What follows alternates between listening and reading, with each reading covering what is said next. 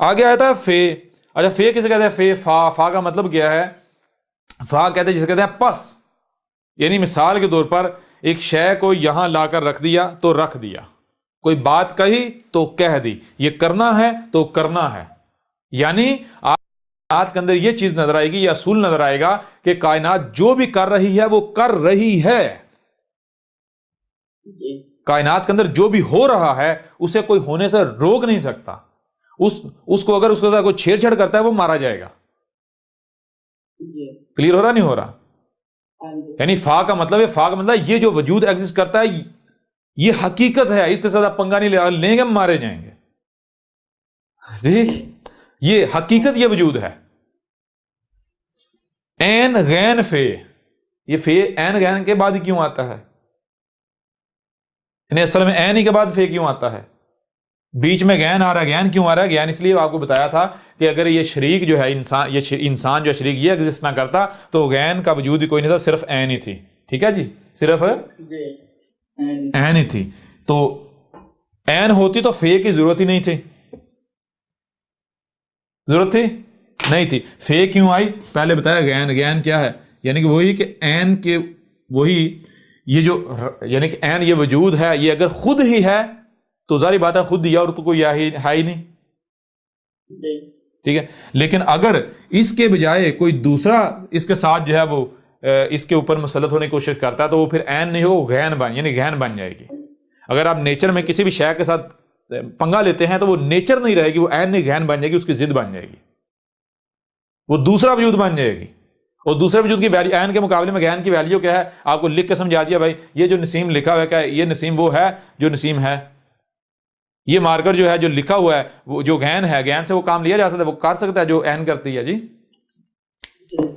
تو یہ فے جو ہے، فے اس لیے ہے کہ یعنی کہ متنبع کرنے کے لیے جسے کہتے ہیں فے، متنبع کرنے کے لیے کہ لہذا کوئی چھیڑ چھاڑ نہیں کرنی، فطر کے ساتھ ضد نہیں کرنی. بھائی یہ جو وجود ہے یہ ہے، اس کے ساتھ پنگا نہیں لے سکتے، لوگے مارے جاؤ گے، یہ اٹل حقیقت ہے. اس کے ساتھ اگر چھیڑ چھاڑ کرو گے، اس کے ساتھ کوئی پنگا لو گے، اس کے ساتھ کچھ کرو گے، نہیں بچو گے، نہیں بچو گے. جی اس کا مقابلہ یہ اب آ گیا جاتا ہے کاف.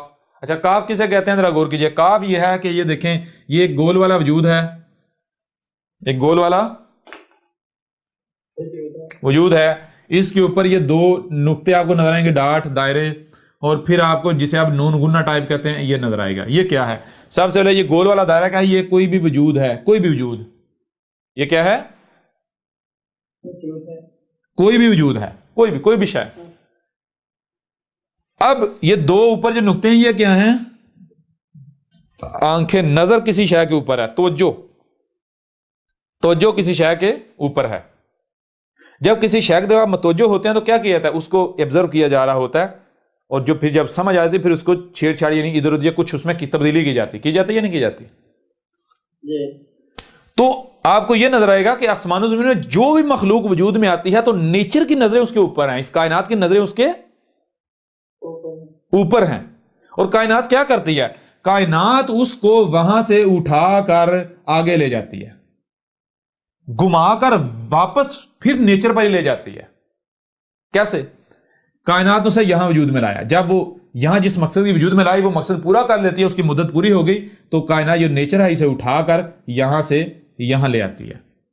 ٹھیک ہے جی، یہاں پھر نیچر کی نظر اس کے اوپر ہے، یہاں سے پھر نیچر اٹھا کے اس کو آگے لے جاتی ہے. یہاں پھر نیچر کی نظر اس کے اوپر ہے، یہاں سے اٹھا کر پھر آگے لے جاتی ہے. نیچر اس وقت تک یہ آگے لے جاتی ہے، اس کے اوپر نظر رکھتی ہے جب تک کہ وہ آہستہ آہستہ آہستہ آہستہ آہستہ آہستہ مٹ نہیں جاتی مخلوق. کلیئر ہو رہا نہیں ہو رہا؟ اب یہ جتنے بھی ایکشنز ہیں جب آپ کو کائنات میں نظر آئیں گے، ان کو ڈسکرائب کرنے کے لیے ان کی جو ماسٹر کی ہے وہ ماسٹر کی کیا ہے؟ ماسٹر کی ہے ایک کاف جو بن جاتا ہے، یہ جسے یہ کہتے ہیں، یہ ایک ماسٹر کی نکلتی یا نہیں نکلتی؟ نکلتی یا نہیں نکلتی؟ بتا دیں، خود بتا دیں. اب نیچر کیا کرتی ہے؟ نیچر تو یہ کرتی ہے، نیچر کیا کرتی ہے؟ نیچر یہ کرتی ہے. لیکن اگر یہ دیکھیں کاف اس کی ضد کیا ہے؟ اس کی ضد یہ والا کاف ہے دوسرا، اس کی ضد کیا ہے؟ یہ کاف. اس کا مطلب کیا ہے؟ نیچر جب کسی بھی وجود کو اٹھا کر کہیں لے کر جاتی ہے تو کہاں لے کے جاتی ہے؟ خود واپس اپنا ہی وجود بناتی ہے. نیچر ایک مخلوق کو جب جس مقصد کے لائے گا اس مقصد کو پورا کرے، اس کی اجل آ جاتی، نیچر اس کو اٹھا کے واپس پھر اپنا وجود بنا دیتی، وہاں سے پھر واپس اپنا وجود بنا دیتی۔ لیکن اگر انسان کسی شے کے پیچھے پڑتا ہے، کسی شے کے ساتھ چھیڑ چھاڑ کرتا ہے، اس کو ہٹاتا ہے، تو پھر فلیکسیبلٹی نہیں رہے گی، اس میں فلیکسیبلٹی نہیں رہے گی، بلکہ اس کے اندر اکڑ آ جائے گی۔ یہ دیکھ رہے ہیں یہ کیا ہے؟ یہ اکڑ ہے، سمجھ آ رہی ہے نہیں آ رہی؟ اسموتھنس نہیں رہی نا، فلیکسیبلٹی نہیں رہی، سموتھنس نہیں رہی، بالکل زبردست۔ تو یہ کیا بن جائے گا؟ یعنی وہی جسے کہتے ہیں استکبار، یعنی اکڑ جانا، اکڑ آ جانا۔